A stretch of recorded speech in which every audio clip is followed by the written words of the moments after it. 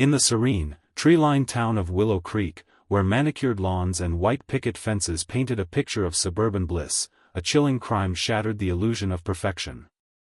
The brutal murder of Emily Brooks sent shockwaves through the close-knit community, exposing a web of passion, betrayal, and obsession that lurked beneath the polished surface. Two couples, Ethan and Sarah Caldwell, and Nathan and Emily Brooks, lived lives that seemed enviable, their friendships forged over backyard barbecues and shared secrets. But their decision to indulge in a consensual wife-swapping arrangement unleashed desires that spiraled into a deadly obsession, culminating in a tragedy that would haunt Willow Creek forever. Ethan Caldwell was a celebrated architect, his designs gracing the pages of local magazines, his charm lighting up every room. His wife, Sarah, a beloved fifth-grade teacher, was the heart of their charming home on Cedar Lane, where her rose garden bloomed with meticulous care. Across the street, Nathan Brooks, a charismatic financial planner, and his wife, Emily, brought a vibrant energy to the neighborhood. Emily's radiant beauty and quick wit made her a magnet at every gathering, while Nathan's easy laughter filled the air at block parties. The Caldwells and Brooks were inseparable, their lives intertwined through shared vacations, late-night card games, and a bond that seemed unbreakable. But beneath the surface of their perfect friendship simmered a dangerous experiment that would unravel everything. It was over a bottle of Merlot at the Caldwells' dining table that the idea first surfaced. The conversation, fueled by wine and curiosity, drifted to open relationships. To everyone's surprise, the notion of wife-swapping wasn't met with shock but with intrigue. Ethan, his eyes glinting with mischief, posed the question, what if they tried it, just once, to shake up the monotony of their suburban lives? Sarah, hesitant but intrigued, agreed to discuss it further. Nathan, ever the adventurer, was enthusiastic, while Emily, with a playful smile, admitted the idea sparked her curiosity. Over weeks, they set boundaries, clear rules to protect their marriages, and took the plunge. The first night was a whirlwind of nerves and exhilaration. Ethan paired with Emily, Nathan with Sarah, each couple retreating to separate rooms, hearts pounding with the thrill of the forbidden. It was awkward, thrilling, and strangely liberating, a secret they guarded fiercely. For a time, the arrangement seemed to work miracles. The couples glowed with renewed passion, their marriages invigorated by the spark of novelty. They hosted lavish parties, their laughter echoing through Willow Creek's quiet streets, their secret tucked safely behind closed doors. Joint vacations to lakeside cabins and coastal retreats strengthened their bond, the thrill of their private game binding them closer. But as months passed, cracks began to form.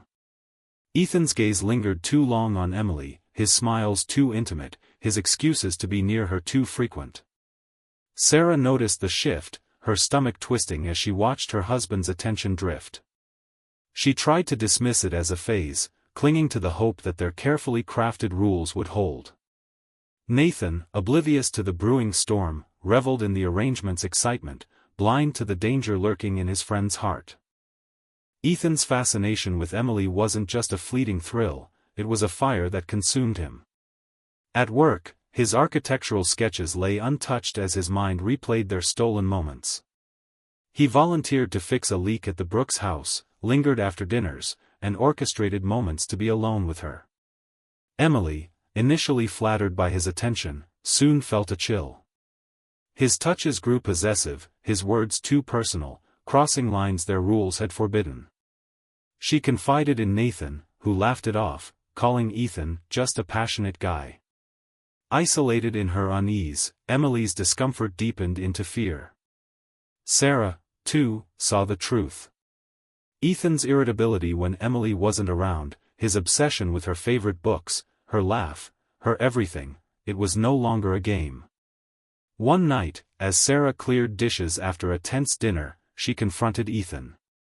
His defensiveness cut like a knife, his dismissal of her fears a betrayal that stung deeper than she could admit. The breaking point came during a weekend escape to a secluded lakeside cabin. The couples had planned the trip to reconnect, but Ethan's fixation turned it into a nightmare. He insisted on taking Emily out on the lake alone, leaving Sarah and Nathan behind, the the air thick with unspoken tension.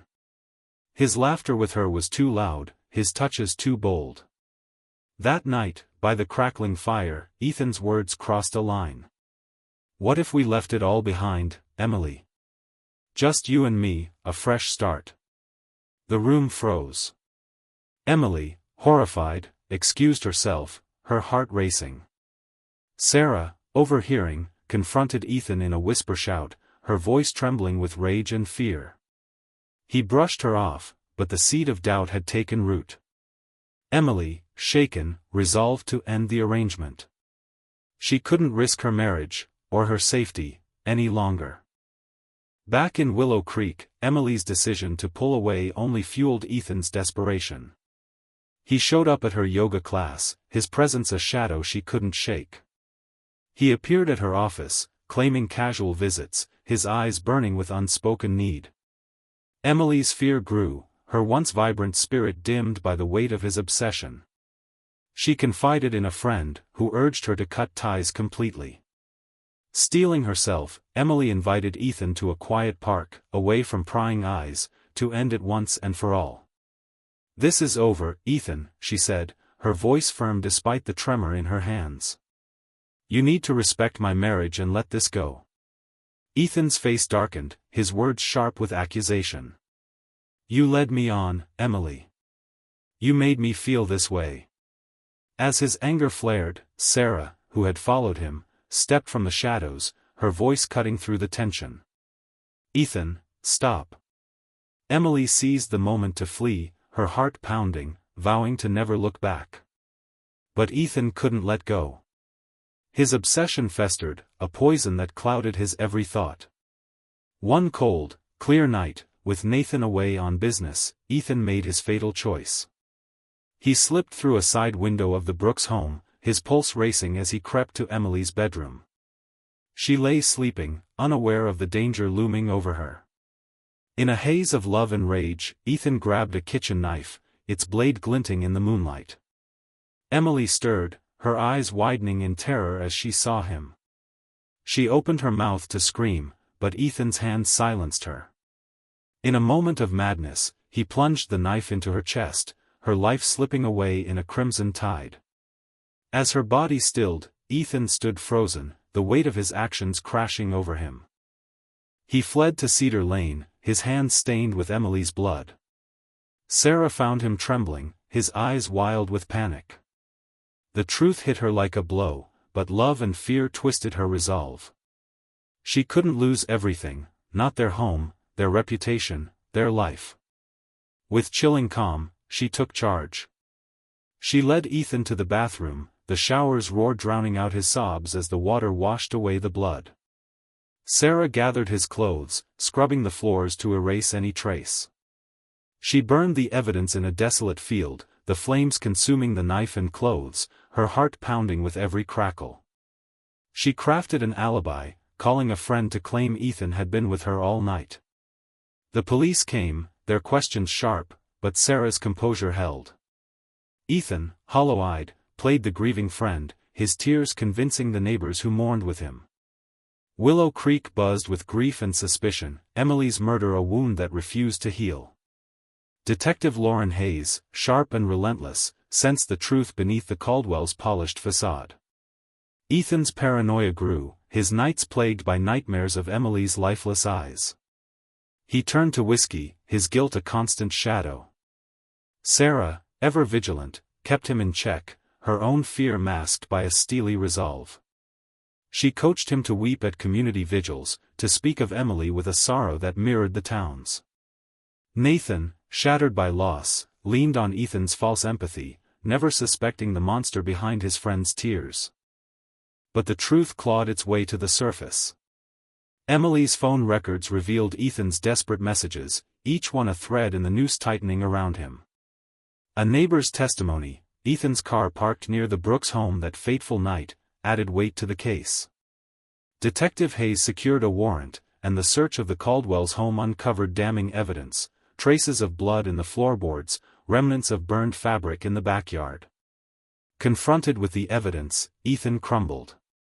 In a stark interrogation room, Hayes laid out the case, phone records, witness accounts, forensic findings. Ethan's voice broke as he confessed, the words spilling out like poison. He described his obsession, the park confrontation, and the night he lost control.